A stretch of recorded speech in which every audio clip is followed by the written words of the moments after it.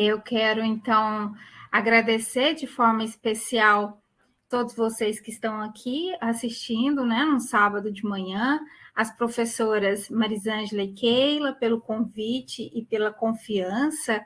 É sempre muito bom contribuir com o curso de letramento informacional e trazer algumas reflexões sobre a ética na pesquisa. Penso que falar sobre a ética na pesquisa é reconhecer o compromisso que temos com a dignidade, respeito e proteção dos participantes, né, com os nossos participantes de pesquisa. Então, o nosso foco aqui vai ser realmente falar sobre o nosso participante.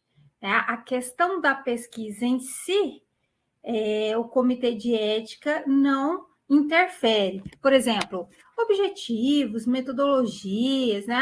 Quando tem uma coisa muito discrepante, a gente pode dar sinalizar de alguma forma, mas, de uma maneira geral, o comitê de éticas se dedica a preservar ali o participante, a pessoa que está ali do outro lado, contribuindo com a sua pesquisa.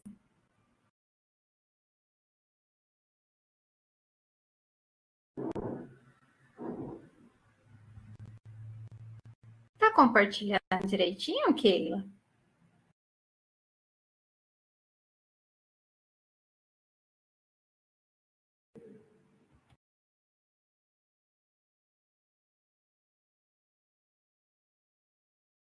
Olá, está funcionando?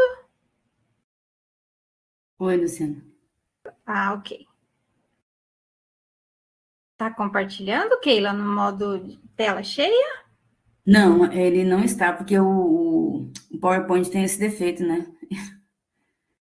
Assim, mas fica sempre a lateral, que não tem como não aparecer. Você coloca, para você parece tela cheia. Para a gente Sim. aqui não aparece. Mas é ele assim mesmo. Não tem como. Vai ficar só aquela beiradinha? Vai ficar mostrando Ele apresenta a parte de cima, né, do Windows e a lateral esquerda, que são os próximos slides. E para gente, então... você aí, você colocou como apresentação, né? Tela Sim, cheia, mas aqui não sim. aparece. Gente, então, aumenta a tela de vocês assim do ladinho, para ver se ajuda um pouco mais.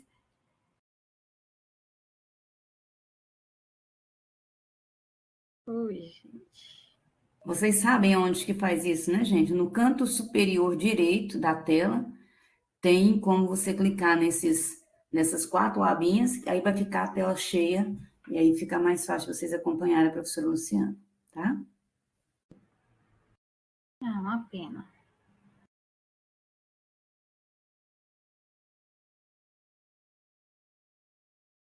Professora, mas tá bem nítido, não tá pequeno, não, tá bom, mesmo assim, do jeito que está. Tá bem visível.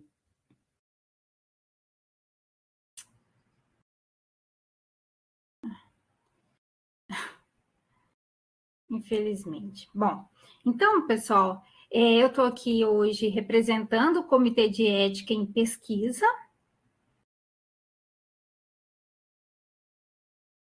Keila, mas ele também não passa?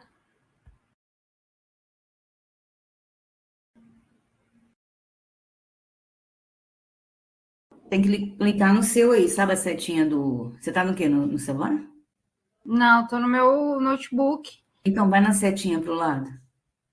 Já passei. Deixa eu ver se Aí, para aí foi, vocês. tá vendo? Eu acho que é só um atraso, então. Isso, é um delay. Uhum. Certo.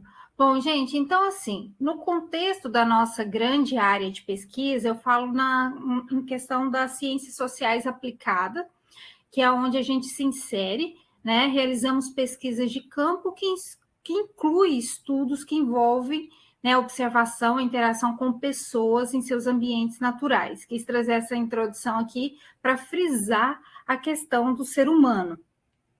Entre as formas de coleta de dados, que é um dos elementos obrigatórios ao comitê de ética, a apresentação, né, inclui, né, o questionário, que é aquele momento ali que você pode fazer tanto online quanto presencial, grupos focais, quando você reúne uma quantidade de pessoas e conversa ao mesmo tempo, e entrevistas ali, que é uma pessoa, ou seja por telefone, seja pessoalmente, ou seja pelo Meet, que seja, né, virtual, para entender esses comportamentos e atitudes e determinadas opiniões. Então, é nesse sentido que a proposta é explanar a importância da ação do Comitê de Ética para garantir que essas pesquisas que envolvem seres humanos sejam conduzidas de maneira ética, respeitando os direitos e a dignidade dos participantes. Existem outros comitês de ética dedicada especialmente a animais, e nós aqui somos dedicados ao ser humano. E, é claro, explicitar algumas questões de prazos, procedimentos necessários, que é o que mais demanda do Comitê de Ética, né? As pessoas perguntam mais sobre isso. Então, alguns princípios do Comitê de Ética em pesquisa: respeito à dignidade humana, que seria assegurar que todas as pesquisas respeitam a igualdade de direitos, segurança e bem-estar dos participantes. Como que isso se dá? De uma maneira que a pessoa não sinta constrangida ao responder uma pergunta, a um questionamento, nesse sentido. Nós temos que observar também os benefícios que esse participante vai obter com a pesquisa. Quando o Comitê de Ética pergunta sobre o benefício da pesquisa para o participante, nós não estamos perguntando, por exemplo, o benefício que a pesquisa trará como um todo, e sim para aquela pessoa que está colaborando com a sua pesquisa. Autonomia, garantir que o participante tome decisões informadas e voluntárias sobre a sua participação, ou seja, ele pode estar respondendo uma pergunta e no meio da pergunta ali ele se sinta constrangido e fala, não quero mais. Então, você precisa deixar isso explícito para ele, que a qualquer momento ele pode abandonar a entrevista, o questionário, abandonar a pesquisa. É direito dele. Justiça, assegurar a distribuição equitativa dos benefícios e ônus da pesquisa sem discriminação. Bom, para essa manhã, eu vou falar um pouquinho aqui para vocês o que é esse sistema CEP-CONEP, suas funções, atribuições, apresentar um pouco do fluxo de andamento e os procedimentos para submissão do projeto. E no final eu abro para dúvidas. Mas se quiser perguntar nesse meio termo, por favor, fiquem à vontade. Como funciona o Comitê de Ética em Pesquisa, o CEP? O sistema CEP-CONEP, pessoal, ele tem aqui uma hierarquia, né, que começa aqui com o Ministério da Saúde, o órgão superior ao qual todo o sistema está vinculado. Ele estabelece políticas públicas de saúde, incluindo diretrizes sobre a ética em pesquisa. Talvez o Comitê de Ética seja tão rígido com determinadas questões, justamente porque ele foi pensado para atender as questões da saúde, que sim, acontecem questões muito sérias envolvidas quando se trata de saúde, tá? Só para vocês terem uma ideia, já peguei uma pesquisa, claro que não é da minha competência e logo a gente direciona para outra pessoa. Se poderia extrair dentes de um paciente para fazer um estudo, né? Os sisos ali. Então, são questões muito sérias, questões psicológicas também, quando um psicólogo está fazendo pesquisa, esse é um exemplo que eu estou dando para vocês, um professor da psicologia queria ter contato com meninas de até 12 anos sem a presença da mãe. Entende a gravidade que é o Comitê de Ética? Nesse caso, cabe o Comitê de Ética avaliar e aprovar ou não. Então, ele quer saber exatamente as perguntas que estão ali, que é a anuência da mãe, do pai ou do responsável, ou quer a presença do responsável pela pessoa que está sendo entrevistada. Então, por isso o Comitê de Ética é tão exigente, que começa aqui com o Ministério da Saúde.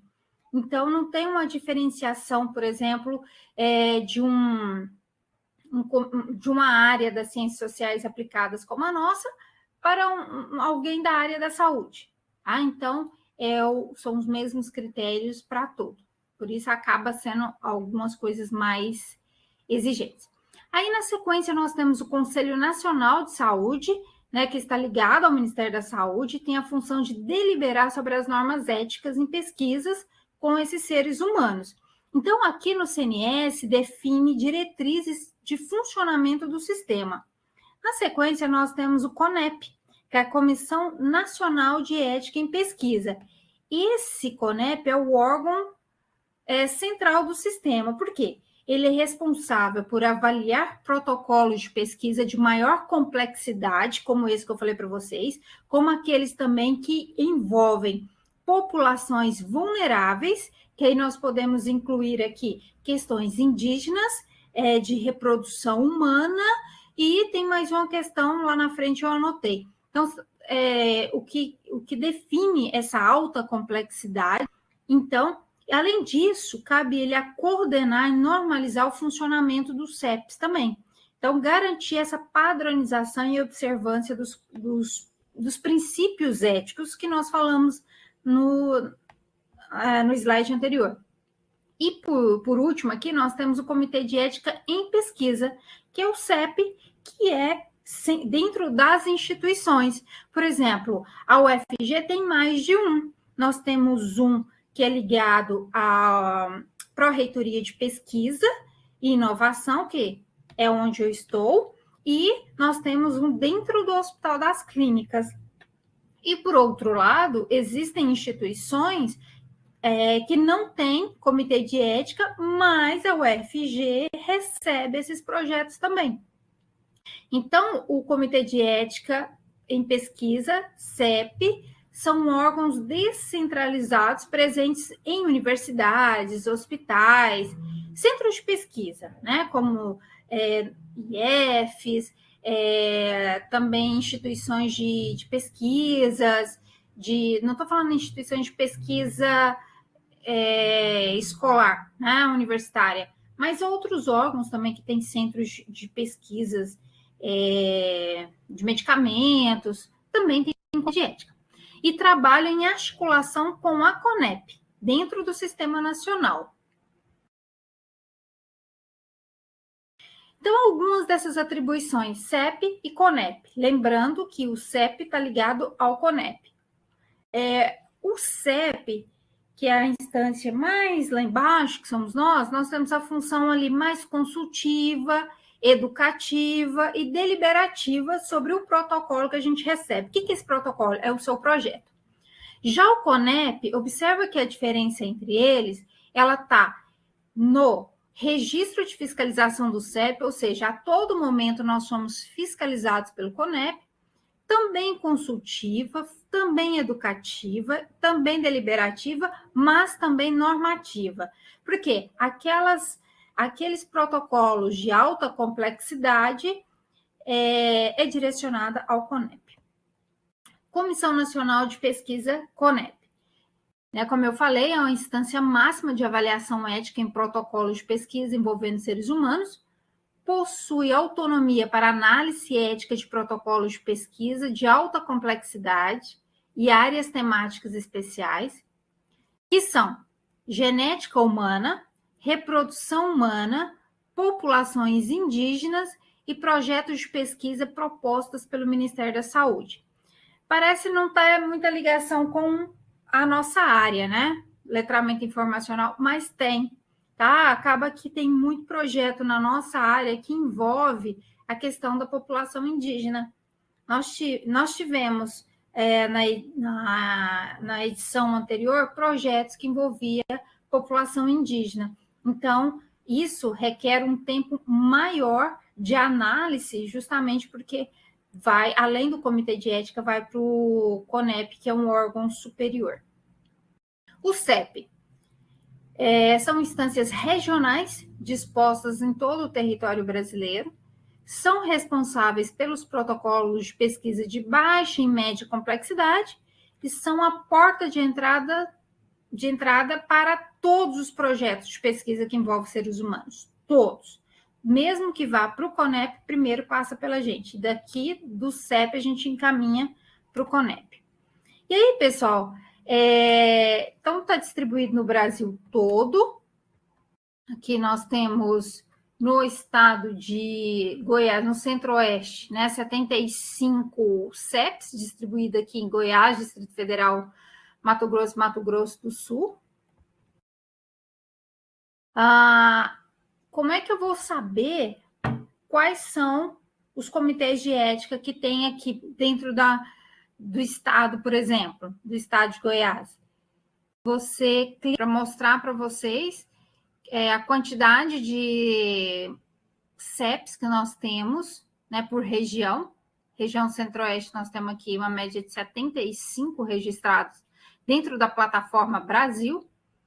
E aí, como é que eu vou saber, né, onde tem um comitê de ética? Aí aqui, ó, nessa seta vermelha, está escrito aqui, consultar comitê de ética. Por que eu fiz questão de mostrar isso daqui para vocês? Porque o que acontece? Vamos supor que você queira analisar sobre letramento informacional dos bibliotecários de instituições federais de Goiás. Nesse caso, quando você fala de instituições federais de Goiás, nós temos a UFG, os IFs, e quando você vai pegar mais de uma instituição, você tem que colocar essas instituições como coparticipantes.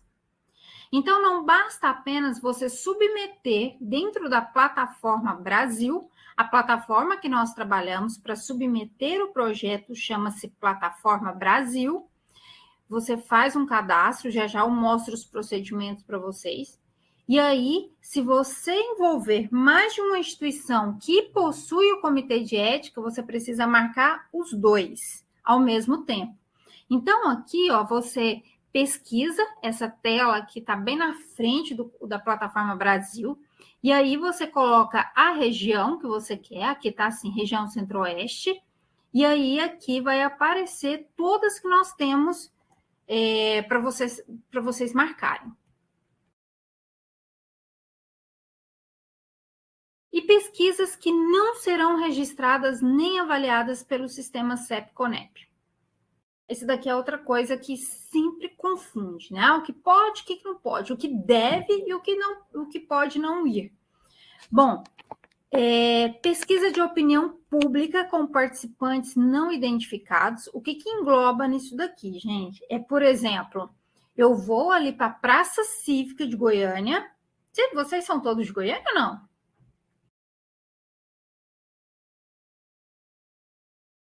Não. Não.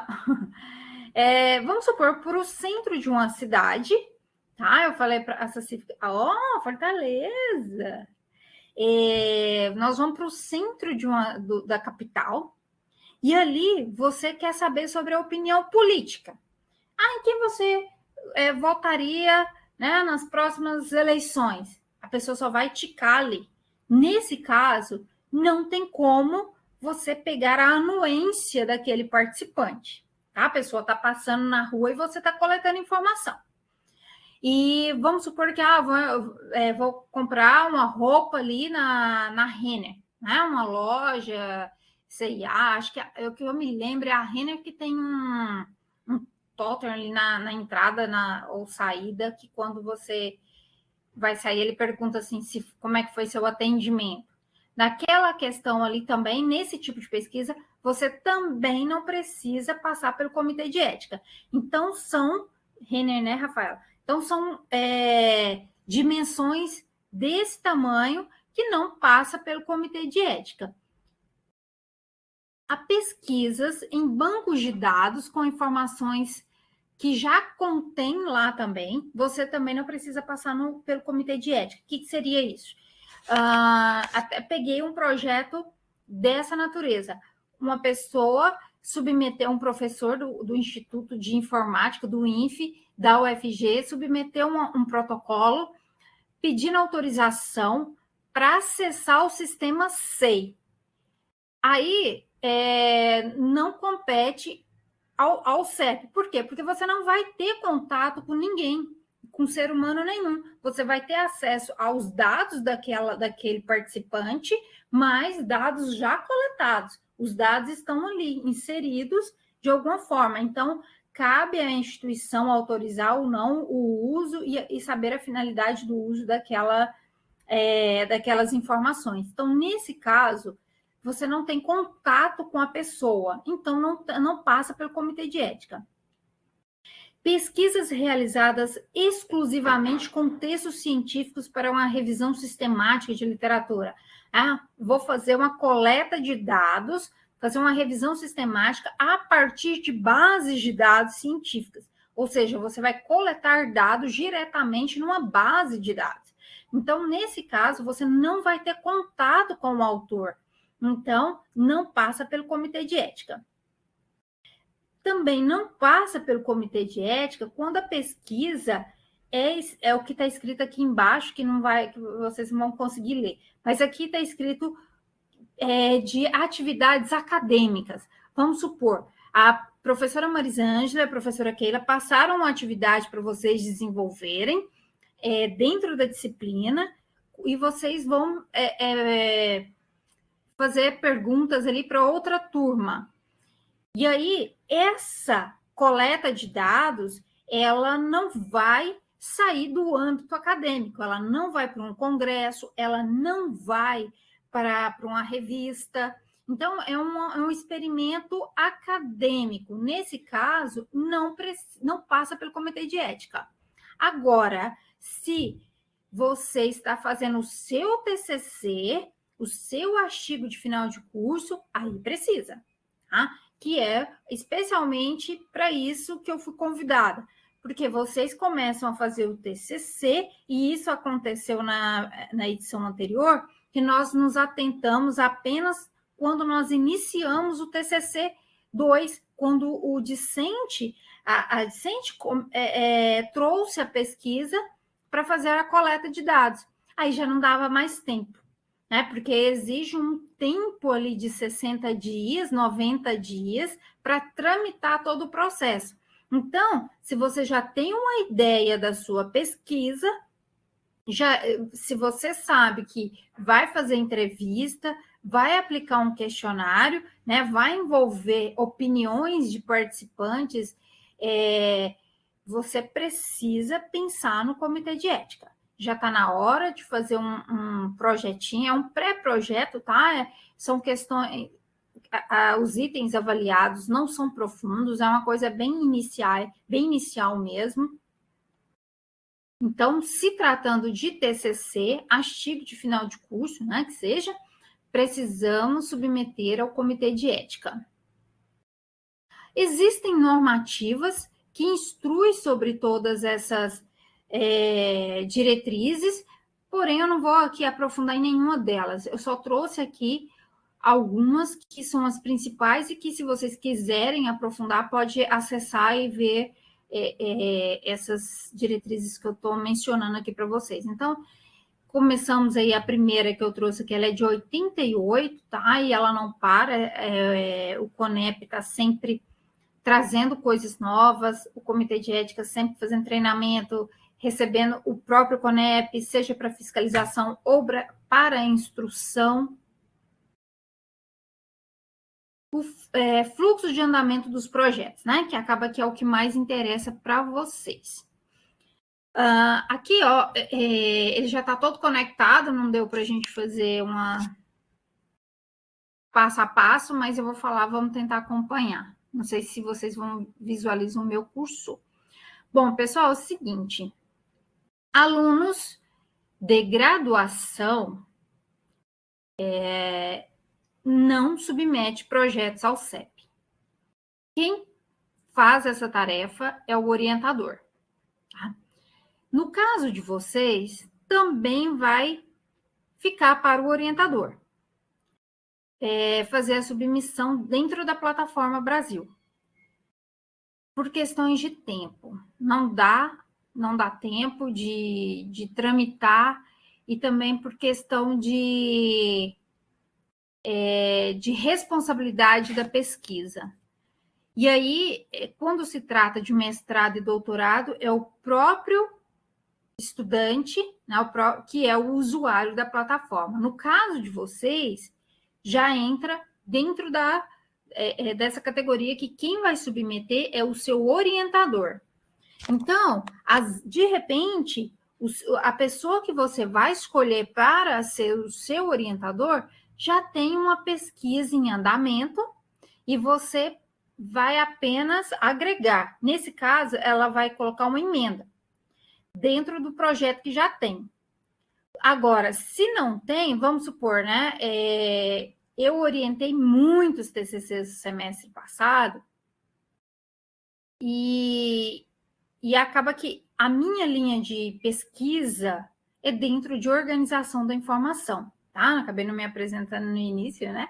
Eu sou professora do eixo de organização da informação, trabalho principalmente com disciplinas que envolvem catalogação, representação 1, 2, 3, então é esse o meu tema de pesquisa, web semântica, link data.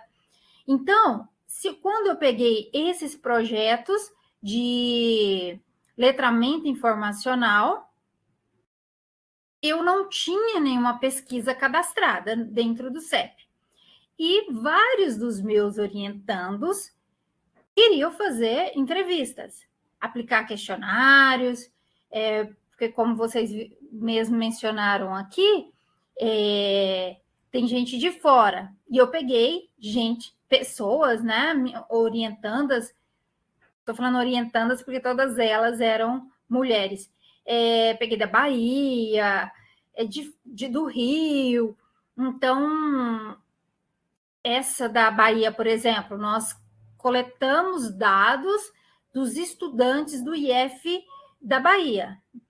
E aí, então, nós precisávamos passar pelo comitê de ética e não dava tempo. Não dava tempo porque eu não tinha uma pesquisa em andamento, e a aluna também não poderia fazer isso. Aí, o que acontece? Nós precisamos recorrer a um projeto de uma colega e colocamos todos como orientandos dela.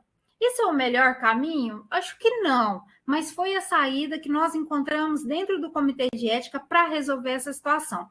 Então, agora, vocês que estão iniciando já sabem dessa informação, não vão deixar isso acontecer. Se você já tem ideia da sua pesquisa, né, até o final da disciplina de metodologia, possivelmente vocês já vão ter uma ideia de pesquisa. Então, já é o momento até de procurar quem é que vai ser o seu orientador e já tentar cadastrar o projeto de pesquisa para o projeto ter aquele trâmite correto até chegar o momento da coleta de dados. Bom, então aqui nós temos o pesquisador entra na plataforma Brasil, seja ali dentro do Google, você vai fazer o cadastro de usuário. Isso não significa que você não possa fazer, tá? Porque é importante você conhecer, porque o seu próximo passo pode ser um mestrado, um doutorado.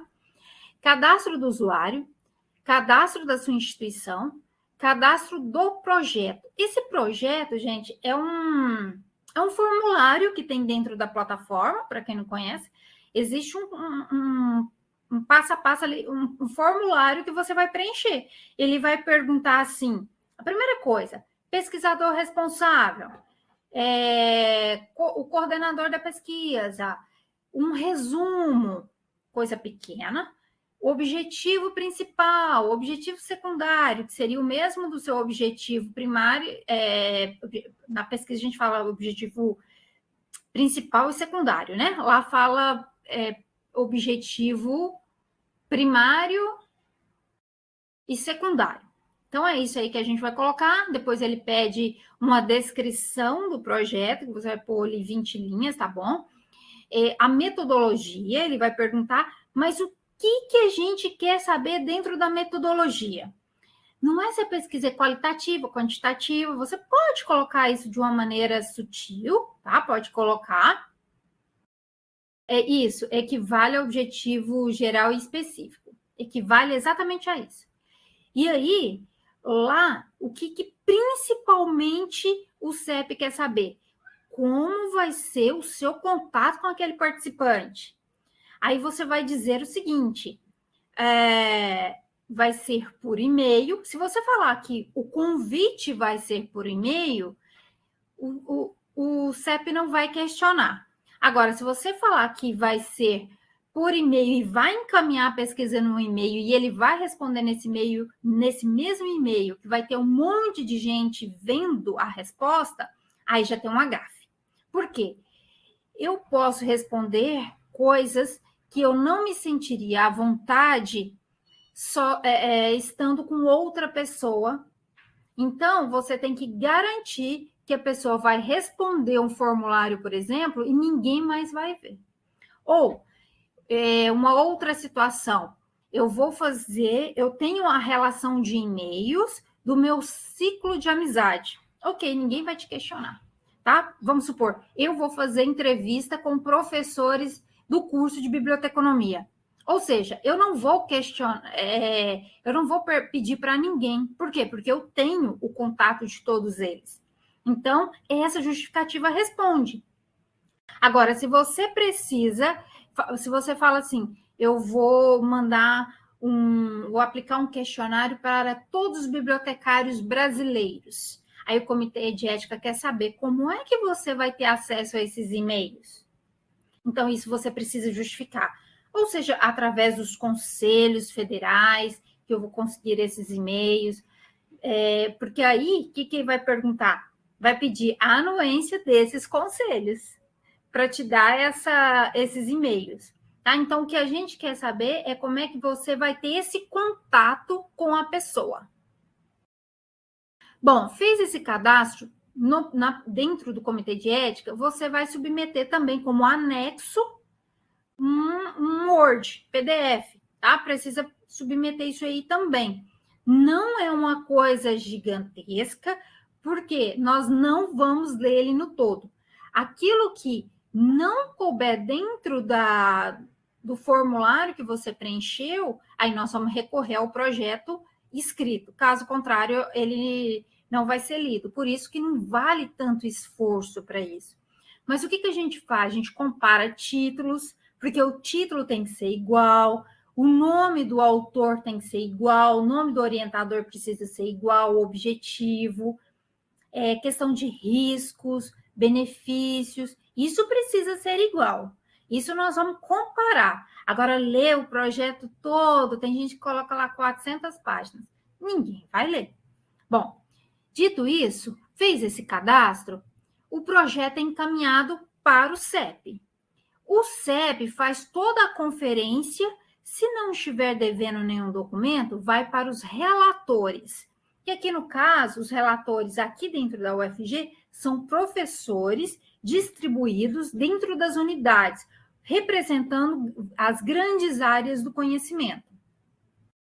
Então, aqui, nós temos os relatores, que é onde eu fico, né, onde eu me encaixo, dentro das ciências sociais aplicadas aqui.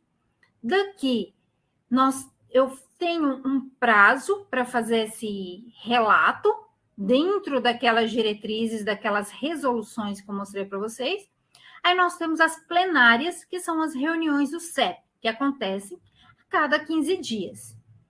Nessa reunião do CEP, nós vamos apresentar para o grupo, várias pessoas. Eu vou trazer a minha defesa, ou seja, favorável, ou seja, pela negativa da aprovação daquele protocolo. O CEP aprova ou não. Se ele aprova e é um protocolo de baixa complexidade, ele responde para o pesquisador, que é você, né? O orientador de vocês aqui, responde. Se for um projeto de alta complexidade, como é o caso aqui de reprodução humana, indígenas, projetos do Ministério da Saúde, vai para o CONEP e aí vai para o próprio CONEP já encaminha para o pesquisador. Se tem alguma pendência de documentos, ele devolve para o pesquisador para corrigir. Se não é aprovado, também devolve para o pesquisador dizendo por que não foi aprovado. Tudo com as correções que precisam ser feitas. Importante, o CEP não avalia pesquisas já iniciadas ou concluídas. O que acontece? Às vezes, a pesquisa segue o fluxo, porque não dá tempo de passar pelo processo, e aí chega no momento, vai para uma banca, a banca questiona a anuência do comitê de ética, que pode aprovar e pode negar, e aí a pessoa pega e devolve para o comitê de ética. Aí não adianta mais. Aí a gente já não avalia. Aí é só outro TCC. Pode começar do zero, porque não avalia. E então, e outros casos, já aconteceu comigo também, de tentar aplicar um questionário e o próprio participante falar: cadê a anuência? Cadê o TCLE, que é o termo de anuência? E você não ter, e ter que devolver. Aí o CEP também não vai avaliar mais. Por quê? Tem que ser antes de iniciar a pesquisa, porque o compromisso é verificar se o participante está garantindo a ética da pessoa, né? Não está deixando a pessoa constrangida de nenhuma natureza, de nenhum tipo de constrangimento. E muitas revistas também que negam se não tiver a anuência do comitê de ética. Um pouco dos trâmites. Bom, o pesquisador, então, seu cadastro na Plataforma Brasil, insere o protocolo dentro da Plataforma Brasil, envia para o CEP ou para os CEPs, quando tem coparticipação. Vamos supor que eu quero fazer uma análise, eu quero fazer ali uma entrevista sobre letramento informacional dos bibliotecários da PUC Goiás. A PUC também tem comitê de ética, então nós temos que enviar para o CEP da UFG, que é o seu, que é onde você está vinculado, e também para o comitê de ética lá da PUC, porque a PUC também é participante, porque a pessoa está lá dentro da PUC. Então, ela também precisa... chega a partir do momento que você manda enviar, a secretaria vai receber seu protocolo e vai verificar toda a documentação. Se tiver tudo correto, ela encaminha. Se tiver pendência de documentos, ela devolve. E se tiver tudo certo, ela indica quem é que vai fazer a relatoria. Qual professor, né, que vai fazer essa relatoria. Aí o coordenador do CEP, ela confirma a indicação da relatoria. Por que não pode ser assim, direto da secretaria? Porque tem a questão de áreas. Por exemplo, aquilo que eu falei da área da saúde. Não adianta mandar para a Luciana um documento da área da saúde que ela não tem propriedade para avaliar aquilo. Então, não adianta. Então, para mim, tem que vir, e normalmente não vem também protocolos da nossa área. Por questões éticas ali de favorecimento e tal. Então, é difícil eu receber algum protocolo que seja de algum colega meu do meu curso. Como eu estou ali representando a FIC, então eu pego muito projetos do PPG-Com, pego muito da administração, do INFE, então são essas, da educação eu pego bastante também, CEPAI, o que envolve bibliotecas principalmente. Se não for de nenhum colega meu, normalmente vem. Mas não tem... Lá dentro da FIC nós somos três pessoas. Então, é muito difícil eu pegar um trabalho de algum colega. Bom, aí passa para o relator. Aí o relator faz a apreciação, leva para a deliberação dentro da reunião, que é aquela apreciação ali e entra em votação. Por fim, a emissão do parecer consubstanciado é feito pelo coordenador. A relatora encaminha para o coordenador. O coordenador é que dispara. Por quê? Porque também é sigiloso. Você não vai saber quem é que fez o parecer do seu projeto. Dos prazos. Isso aqui é muito importante. O prazo da emissão do parecer inicial é de 30 dias. Tá? E vamos supor que você submete no dia 2 de agosto, você tem até o dia 2 de setembro para ter o retorno, para ter resposta do seu protocolo, se foi aceito ou não.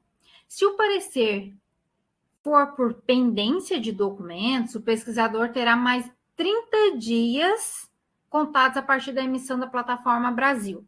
Se você recebe lá na plataforma Brasil uma pendência, você tem mais 30 dias para responder. O que não é legal, não é muito interessante.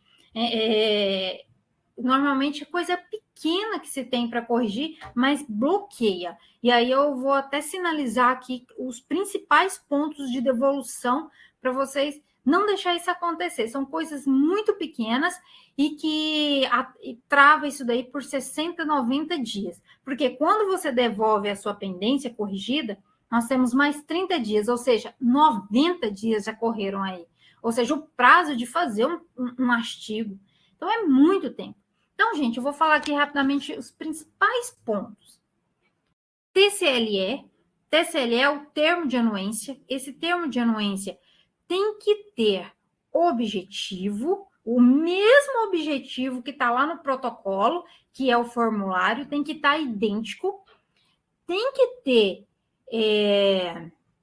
os riscos, e não adianta você falar assim, ó, não tem risco. Muita gente fala assim, não tem risco nenhum.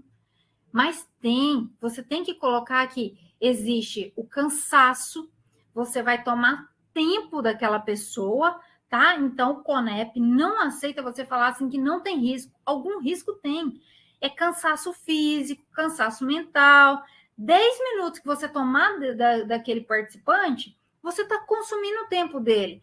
Então, aquilo pode gerar cansaço, estresse, mal-estar, isso tudo você coloca. E aí, o que você vai fazer para isso não acontecer? Você deixa explícito que a qualquer momento o participante pode desistir.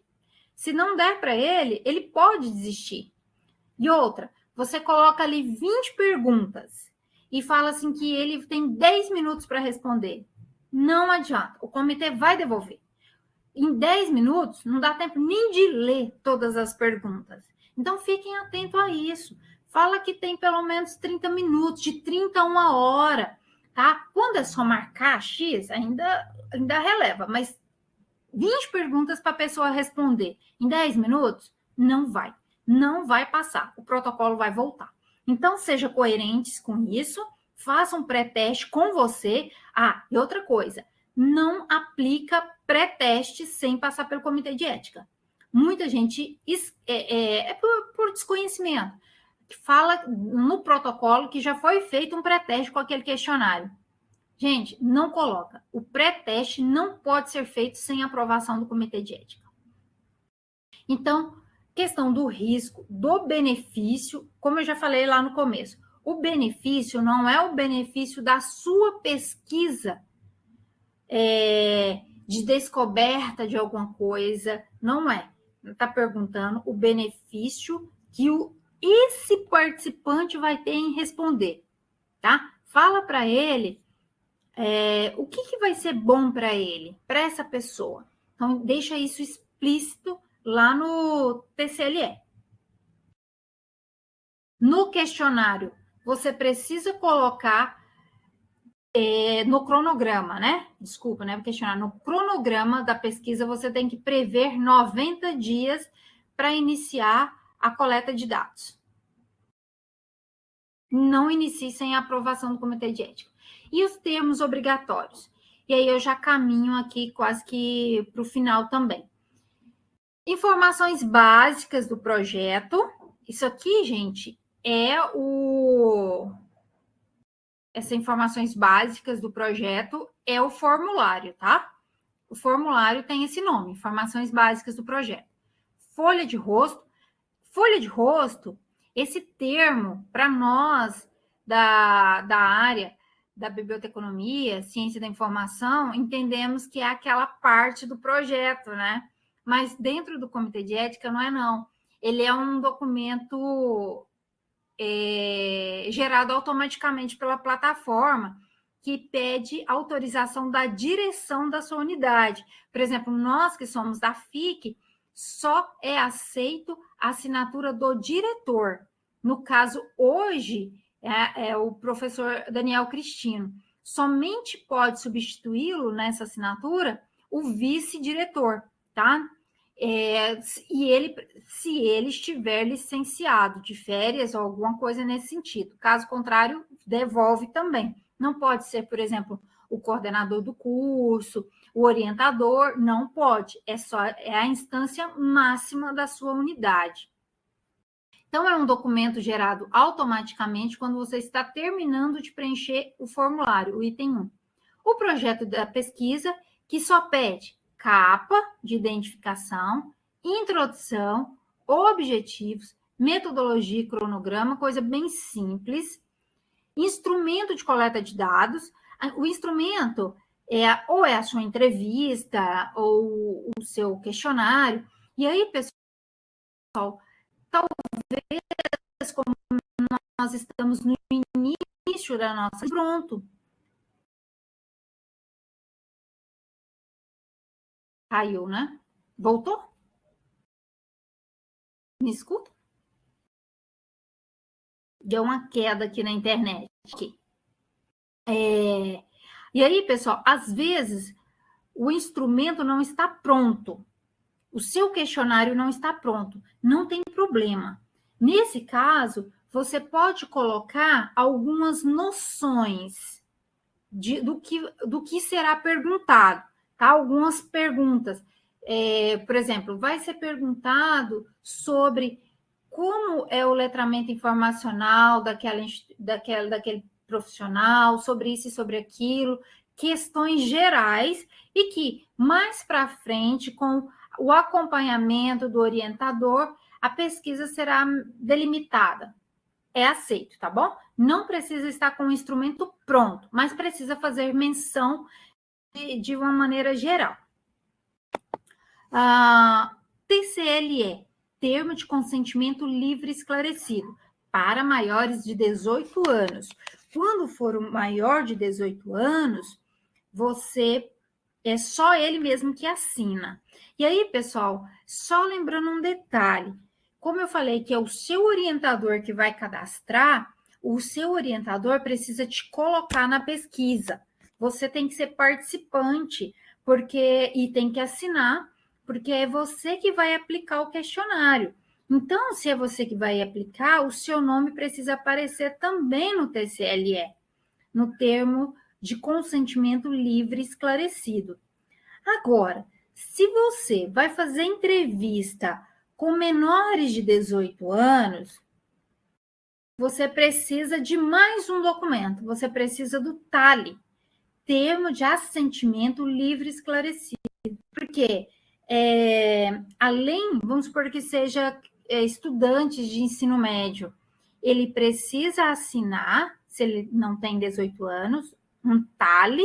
Se for criança, esse TALI tem que ser todo didático, com figurinhas, e o TCLE também precisa ser aplicado para os pais ou responsável daquela criança.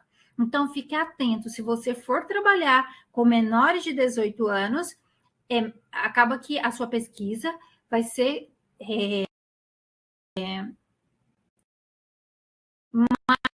um parecer mais aprofundado, tá? Vai ter um cuidado especial. Então, se você tiver menores de 18 anos, não esqueça do TALI. O que não dispensa o TCLE do responsável também. O TCLE é um documento que, além de explicar os detalhes da pesquisa, também deve informar e assegurar os direitos do participante. E aí, esse documento, ele tem um template. Todos esses documentos têm um template na página da UFG também. O TCLE é o motivo mais frequente de pendências emitidas pelo CONEP, tá? O maior índice de devolução está aqui, no TCLE. Às vezes pela redação inadequada, não é o nosso caso, né? Mas chegam as pesquisas com os termos tão robustos e a pesquisa é para pessoas com instrução muito baixa. Eles não sabem o que é aquilo, gente. Então, nós vamos comparar o público-alvo com o objetivo da pesquisa e com as perguntas.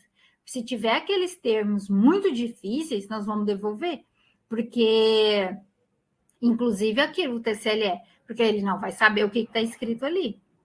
Então, o TCLE tem que ter uma linguagem acessível. Lá no protocolo, você pode pôr robusto do jeito que você quiser, porque aí o comitê de ética vai atrás e para saber aqueles termos. Agora, o TCLE, quem vai ter acesso vai ser o público, vai ser o participante. Então, ponha o mais simples possível. O que tem que ter dentro desse TCLE? Identificação, que é o nome do pesquisador responsável, e vamos supor que a orientadora aqui seja a professora Marisângela e a orientanda seja a Eduarda. E a pesquisadora responsável é a professora Marisângela. E lá no TCLE coloca que é a Rafaela, porque a pesquisa da Rafaela não passa, tá? A pesquisadora responsável pela pesquisa vai continuar sendo a professora Marisângela. E aí é importante mencionar a participação, né, como co-participante da pesquisa é a Eduarda, ou a Rafaela, né? Eu tô pegando os dois nomes que tem aqui no chat, tá, gente? Porque é ela que vai fazer a entrevista, tá bom? Justificativa, objetivo e procedimento, linguagem acessível, ressarcimento. Ressarcimento, gente, é no caso. Eu já te passo, Rafaela. O ressarcimento é no caso, por exemplo, eu vou trazer pessoas da periferia e vai passar o dia fazendo um grupo focal comigo dentro da UFG. Gente, o mínimo que você tem que oferecer para ela é um lanche e o transporte, tá? Isso é lei. E aí isso tem que estar escrito lá. Assistência, acompanhamento, assistência durante e após o encerramento da pesquisa. Indenização, se acontecer qualquer danos com essa pessoa, você tem que prever uma indenização. Isso principalmente quando existe o deslocamento de pessoas e tudo mais. Rafaela, pode falar? Por favor, é porque eu tô com uma dúvida. Desculpa a minha voz, tô doente. Eu tô com uma dúvida. Sim.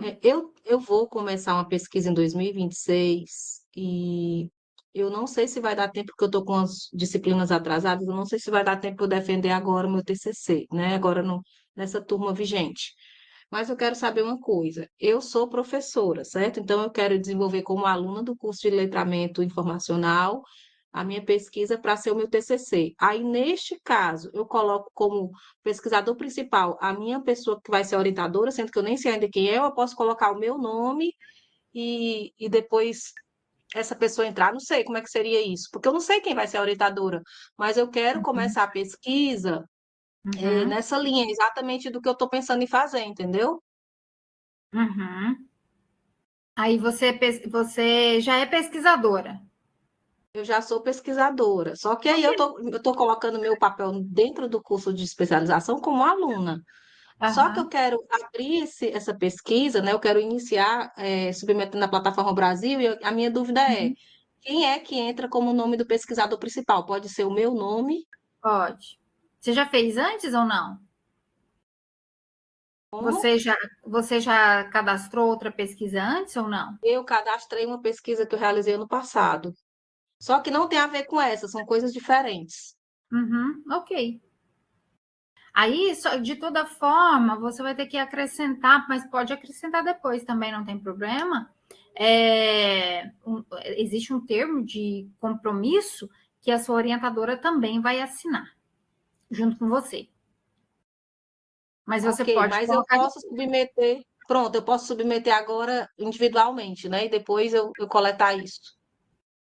Só é difícil assim, né? De repente, quando você começar a ter a orientação, a sua pesquisa ganhar outros caminhos, e aí você não aproveitar aquilo que você já tinha feito antes. Entendi. Mas de qualquer maneira, eu vou usar isso nem que seja para uma publicação minha, certo? Eu só queria unir o útil ao Uhum. agradável, aproveitar que Pode. a minha dúvida é se eu posso mudar os atores envolvidos na pesquisa depois que ela foi submetida à plataforma Brasil. Pode, pode sim. Ok, muito obrigada. Aí ela vai chamar a emenda. Mas agora eu mostro para você o que é isso. Mas pode sim, tá? Riscos e benefícios precisa ter, que é explicando dos possíveis desconfortos, riscos decorrentes da participação na pesquisa, além dos benefícios esperados nessa participação. Confidencialidade, que é a garantia de manutenção do sigilo e da privacidade do participante. Isso daqui também tem no template lá, tá, gente? Existe um template para tudo isso. Você vai estar em vermelho o que é que você pode mudar. Então, não é tão difícil assim. É muito documento, na verdade. Liberdade de recusa. Você tem que garantir para o participante que ele pode retirar seu consentimento sem nenhum tipo de penalidade a qualquer momento. Você tem que deixar o seu telefone e o telefone do CEP, caso o participante queira fazer algum contato, tirar alguma dúvida, ok, ele pode. Precisa ter assinatura. Aí é aqui, Rafaela, que eu estava mencionando, tem que ter assinatura tanto do pesquisador. Aqui no TCLE vem a assinatura do participante, mas tem um outro momento que vem a assinatura tanto sua quanto do seu orientador. E essa assinatura, gente, pode ser. Antes era só no papel, antes da pandemia, e aí veio também a assinatura eletrônica, e também agora nós temos a possibilidade de fazer pelo Docs mesmo. Quando a pessoa clica, ele aceita, o formulário já abre. Então, isso também pode, tá? Ele assinou, ele deu uma autorização. E outra coisa também que é nova agora no CEP, que o CONEP está exigindo. O participante, ele precisa receber com cópia o TCLE. O TCLE, que às vezes a gente está mandando o TCLE agora de forma virtual mesmo, como você coloca ele ali no Google Docs. Tem gente que está fazendo isso, pode. Só que você tem que garantir que ele vai ter uma cópia para ele, tá? Porque o TCLE é sempre em duas cópias, uma para você e outra para o participante. Esse modelo de TCLE serve para um trabalho que envolve biobancos ou precisa acrescentar mais tópicos? O que seria o biobancos, Flávia?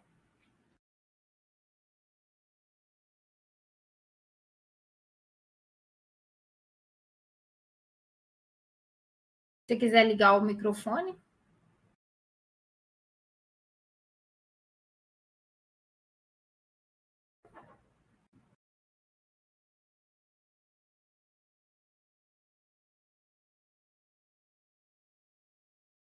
Bom, talvez ela não esteja conseguindo. Outras informações, momento da pandemia. Foi assim, ó. formato de coleta de dados, se presencial ou remota, caso seja remota, informar a ferramenta que será adotada. Se presencial, informar as medidas de segurança para evitar a disseminação do Covid. Isso aqui, mesmo que a pandemia, né, já tenha passado esse momento, esse documento, essa parte, essa redação continua na resolução. Então, foi acrescentada. Então, vocês informam. Informar o tempo destinado para a coleta. Quando acontecem as reuniões do CEP? Devo submeter meu projeto? Quanto tempo antes das reuniões acontecerem? As reuniões são quinzenalmente, acontece a cada 15 dias. Você precisa submeter sempre com 30 dias de antecedência. Claro que se você submeter faltando 10 dias e a gente não, se a gente ainda tiver aquela cota de avaliação, porque é um trabalho voluntário, gente. Então, às vezes, nós já temos aí 5 protocolos, a gente não consegue pegar mais. A reunião não acaba. Então, fica para a próxima plenária. Se a gente tiver poucas demandas, nós vamos avaliar sim, tá? E aí, com tempo aí de sei lá, uma semana, já aconteceu? Já aconteceu da gente avaliar com uma semana de antecedência. Só com uma semana. Mas, por segurança, colocamos sempre 30 dias, tá? De antecedência. Então, esse aqui é o calendário desse ano, a partir de... Coloquei só de agosto para frente, né? Que nós estamos em agosto. 2026, nós ainda não temos a aprovação do calendário. Então, aqui constam as datas das nossas reuniões. A próxima reunião vai ser no dia 11 de agosto, sempre às segundas. Começa ali às 14, e aí a gente às vezes vai até às 19, 20 horas, enquanto tiver processo para avaliar.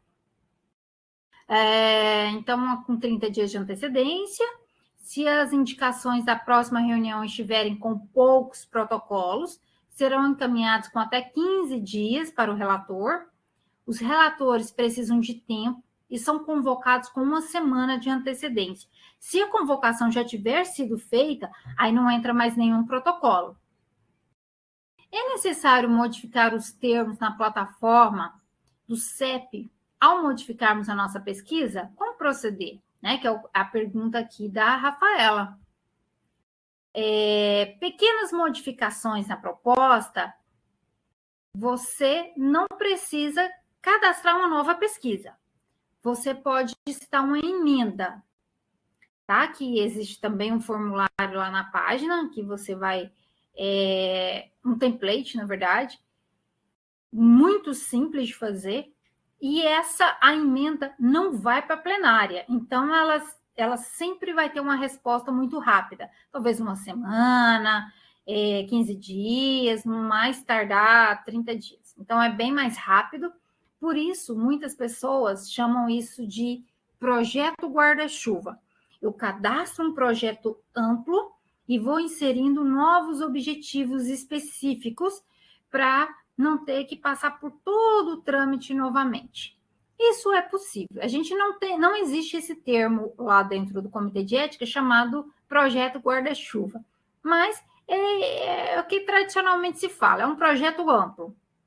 Tá? Então, modificações grandes dentro do desenho da pesquisa, nas hipóteses, na metodologia, nos objetivos primários, aí sim caracteriza como uma nova pesquisa. Aí precisa de uma nova avaliação. Caso contrário, não precisa. Acrescentar pessoas no projeto, também não precisa cadastrar um novo projeto, não. Então, a emenda é toda proposta de modificação ao projeto original, encaminhada pelo CEP, pela Plataforma Brasil, com a descrição e a justificativa das alterações, coisa de uma página. As emendas devem ser apresentadas de forma clara e sucinta, destacando nos documentos enviados os trechos modificados, só o que foi modificado. Aí tá, o protocolo já está pronto, essa carinha aqui que vocês estão vendo, essa é a Plataforma Brasil, né, onde os documentos ficam. E aqui embaixo, ó, onde eu destaquei aqui de verde, tem um maisinho. Aqui está o seu protocolo e aqui tem um maisinho. Você clica aqui que ele vai abrir a possibilidade da emenda. O sistema abre automaticamente o projeto já preenchido para a realização das alterações realizadas na emenda. Tá, Rafaela? Então, qualquer coisa nova que aparecer nesse projeto seu aí, você vem aqui e altera. É acrescentar o nome do seu orientador, é fazer alterações no seu objetivo, alterações pequenas, né? Que não é necessário toda a avaliação de novo. Então, você faz por aqui e o projeto anda rápido. Como proceder com os relatórios e os termos assinados?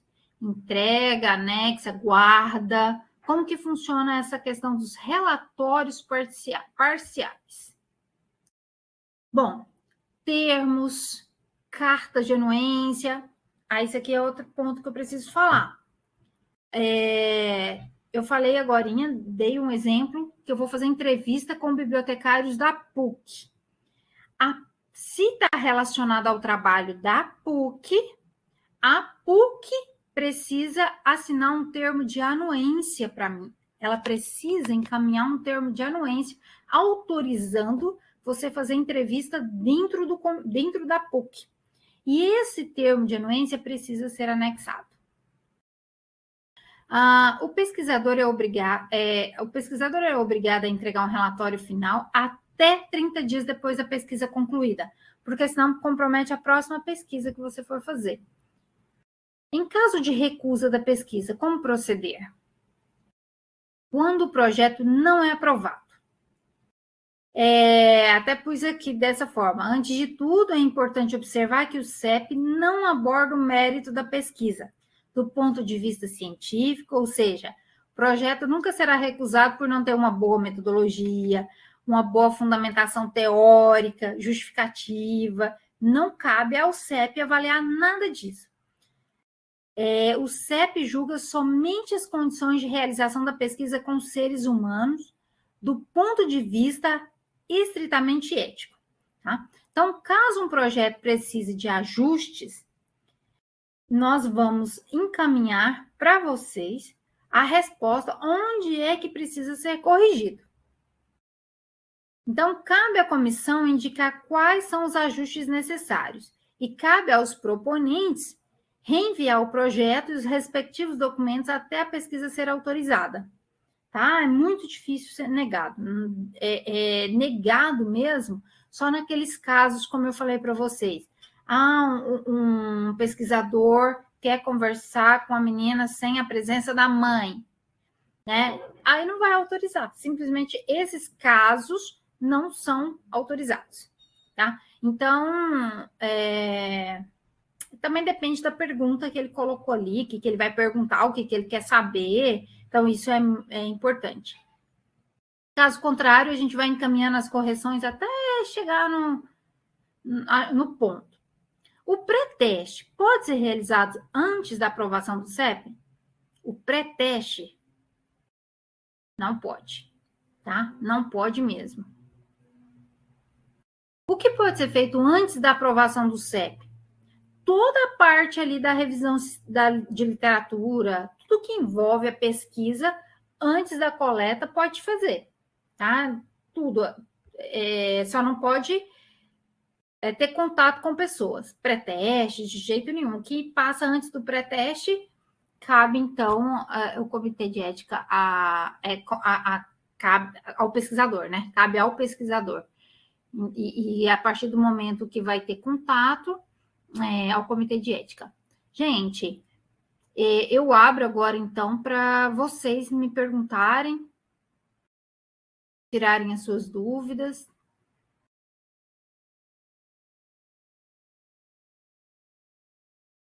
De toda forma, eu gosto de deixar bem aberto, quando for o momento da pesquisa, surgem as dúvidas, né? E aí podem me procurar, que não tem problema, que eu posso orientá-los também.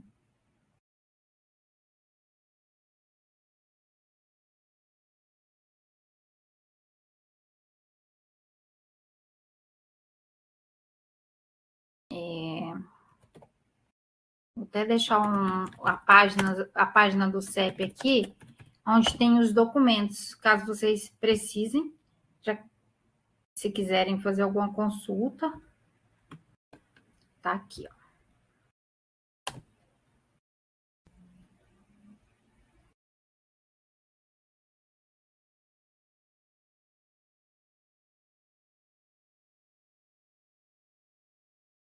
Tem algumas pessoas digitando, eu vou aguardar um pouquinho.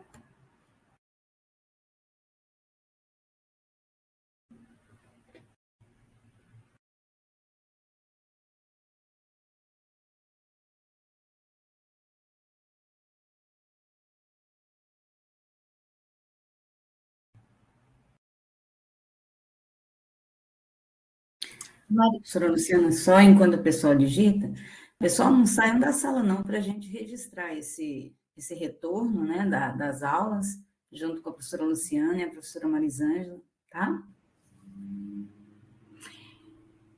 A Maria Carolina, ela pergunta aqui. Eu fiquei na dúvida quais projetos devem ser submetidos, são só os que envolvem questionários que identificam os participantes? Normalmente, você não vai identificar o participante. Existem dados que nós nunca vamos identificar o participante. Inclusive, uma das questões éticas que o TCLE exige é a não identificação do participante. Tá? Dados pessoais não podem aparecer. Nome, CPF, não, o máximo que você vai falar é uma média de idade, feminino, masculino, alguma coisa nesse sentido que as pessoas normalmente colocam, mas nome nunca vai aparecer.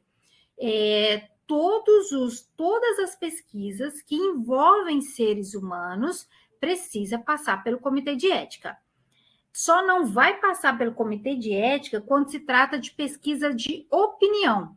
Pesquisa de opinião é aquela, por exemplo, que você vai para a rua e vai pegar todas as pessoas que passarem durante o período, vamos supor, das 18 horas, que tem um fluxo grande de pessoas, e ali você vai perguntar sobre satisfação do governo, por exemplo. Apoio ou não apoio o governo Lula? Com aquelas pesquisas de opinião. Sim, não. Sim, não. Então, aquilo ali tem uma demanda, né? Vamos supor aí que vai passar... Você vai pegar dados de 1.000 pessoas. Aí você não precisa do TCLE. Não tem como você parar a pessoa para ela ler o TCLE e responder. Nesse caso, não. E vamos supor que existisse, não é o caso, mas vamos supor que existisse aí 3 turmas do CELE ao mesmo tempo. E aí vocês vão fazer uma atividade entre disciplinas, alguma coisa nesse sentido, e você vai pegar a opinião dos alunos da outra turma. Aí não vai sair disso. Vai ser um trabalho interno, não vai ser publicado. Então, nesse caso, não entra comitê de ética. Somente esses casos não entram. Todos os demais entram. E se envolve pessoas, seja entrevista, grupo focal, precisa do comitê de ética. Na dúvida, submeta ao comitê de ética todas as suas perguntas, todos os seus projetos. Na dúvida, protocole. Respondi, Maria Carolina? Gente, uma professora do curso me fez uma pergunta. Eu tinha certeza da resposta, mas mesmo assim eu quis levar para a coordenação do CEP, que hoje é a professora Rosana. Se eu não me engano, ela é acho que ela é da nutrição. A pergunta foi: como muitas vezes as pessoas não gostam de responder questionário porque toma tempo.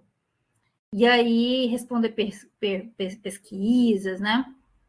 Aí, essa professora perguntou o seguinte: eu posso sortear livros? Posso oferecer um brinde para a pessoa participar? Eu posso dar um mimo para essa pessoa? Não, você não pode fazer isso. De jeito nenhum. Isso caracteriza já uma forma da pessoa participar por conta do brinde. Não pode. Tem que ser totalmente voluntário. Você não pode dar um brinde, você não pode sortear um livro, nada disso. Até porque a pessoa não pode ser identificada. Valeu, Eduarda. Deixa eu ver o que mais. Se tem mais uma pergunta. Como ficam as pesquisas? Formulário que pedem e-mail. Pedem o e-mail. Que acaba se identificando. Se você acha que vai se identificar por conta do e-mail, você pode recusar. Mas tem como ocultar o e-mail também, né? A pessoa recebe a resposta, mas fica oculta. Por exemplo, o pesquisador te encaminha um link do formulário para você e para mais, né, 200 pessoas. Aí, quando você responde, se tiver a opção de ocultar o e-mail, a pessoa não sabe quem respondeu, não. Você vê o e-mail, mas a pessoa que recebe não vê, não. E você pode exigir isso daí também, tá? Agora, no caso de você ser a pesquisadora, você já oculta o e-mail do retorno. Agora, não manda para a pessoa, por exemplo, para ela responder no próprio e-mail. Olha, na época do meu mestrado, ainda, muitos anos, 2008, ainda não tinha Google Docs, essas coisas, e eu fiz uma pesquisa que era todos os bibliotecários de Goiânia na época. E aí tentei ir em cada lugar, só que não dava para ir em todos, e aí eu fiz essa dinâmica de enviar por e-mail. Aí, o que acontece? Quando a pessoa responde, eu já sabia quem era.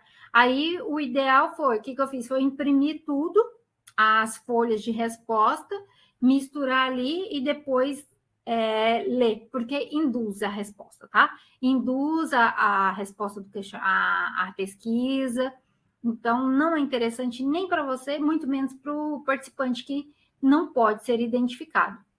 Então, se você for mandar por e-mail, envia através de formulário eletrônico. Agora, quando é entrevista, né, frente a frente, a pessoa vai saber que você já vai informar isso no TCLE, que é via entrevista presencial. Aí a pessoa já sabe que ela vai ser identificada por você, mas você não vai reproduzir a identidade dela na sua pesquisa. Ninguém mais vai saber, só você. E você se compromete ali com ela. Respondi, Anailde? Ok. Às vezes tem o grupo focal também, que aí é um grupo de pessoas. Mas quando você fala que vai ser um grupo focal, lá no TCLE já vai estar registrado que é grupo focal. E aí você explica para a pessoa que o grupo focal pede ali um grupo de pessoas e uma vai ouvir o que a outra está falando, né? Então, você tem que garantir que ela aceitou participar, mesmo na presença de outras pessoas, porque ela pode se recusar a responder. Depende muito das perguntas que você vai fazer, né? Na nossa área não tem nada assim muito comprometedoras, mas outras áreas sim. Como eu falei para vocês, é um comitê de ética para todas as áreas do conhecimento. Se na pesquisa for necessário solicitar e-mail dos entrevistados para uma instituição, temos que enviar a solicitação para a instituição e por um documento padrão ou e-mail com informações básicas. Você pode enviar, vamos supor que você queira o e-mail de todos os estudantes do curso de biblioteconomia. Aí você tem que mandar um e-mail para as coordenações solicitando. Aí a professora, as coordenações vão oferecer ou não, né? Aí, deixa eu ver aqui. Não, você pode encaminhar um próprio e-mail, não tem problema. Aí, no caso, você, como é de outro curso, a professora no caso aqui a Marisângela, né, do presencial e do EAD, a professora Andréia, elas vão assinar uma anuência para vocês, autorizando vocês fazerem a pesquisa com aquelas pessoas. Sempre o termo de anuência.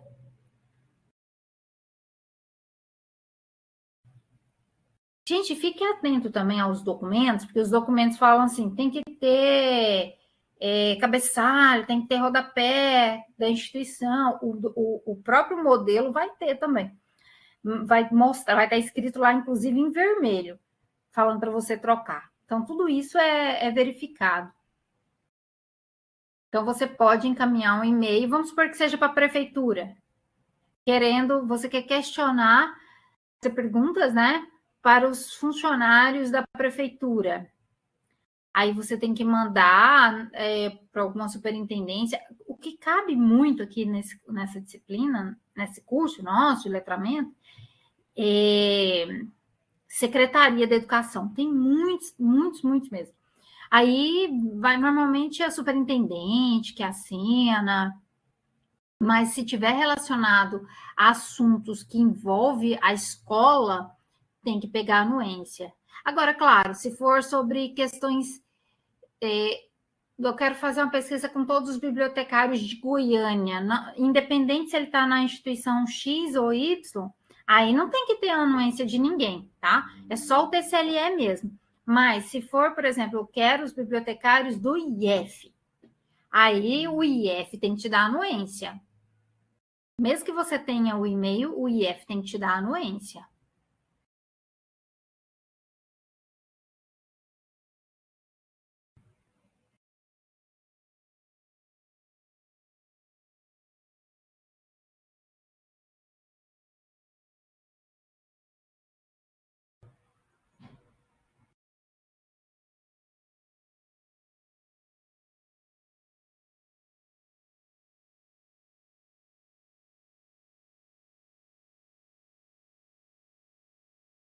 Se na pesquisa for necessário solicitar, aí embaixo, bibliotecários...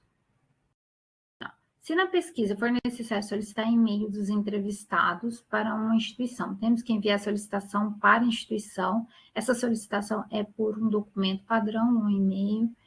Ok. Bibliotecário locado em escolas públicas municipais. Envio para a Secretaria de Educação do município? Sim. Uhum.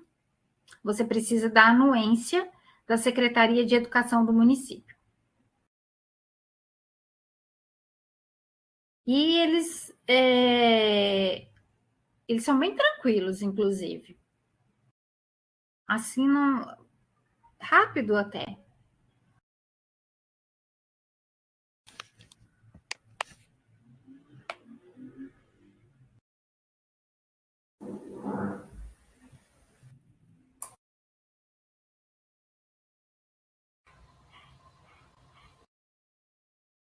Eu vou colocar meu e-mail aqui, gente.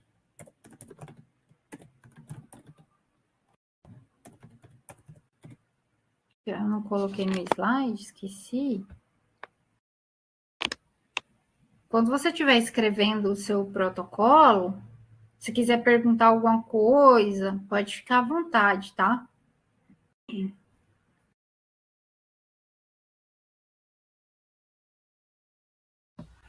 Gente, e o seu orientador, ele também te ajuda muito quando nessas documentações, né, Luciana? Uhum.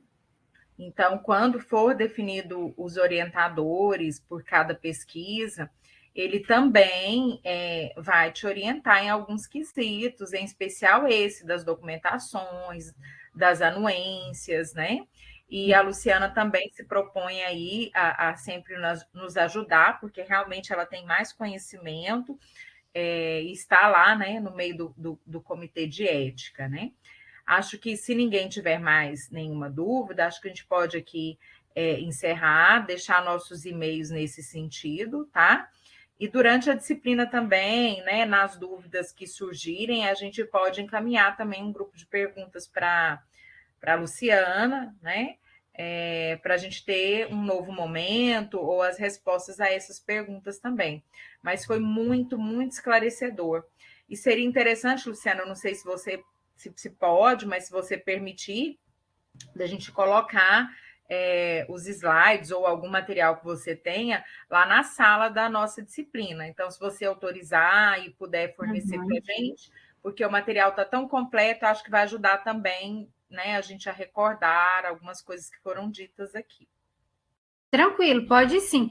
Aí, eu não sei se vocês observaram que está em formato de perguntas. Aquilo que eu coloquei em formato de perguntas são as principais perguntas que nós recebemos. São aquelas perguntas. Então, pode sim, viu? Pode colocar. Tá bem resumido até, mas é o que normalmente emperra. São os trâmites que tem que atender e os principais pontos ali que emperram o andamento do protocolo. Mas pode sim, Marisângela, pode disponibilizar.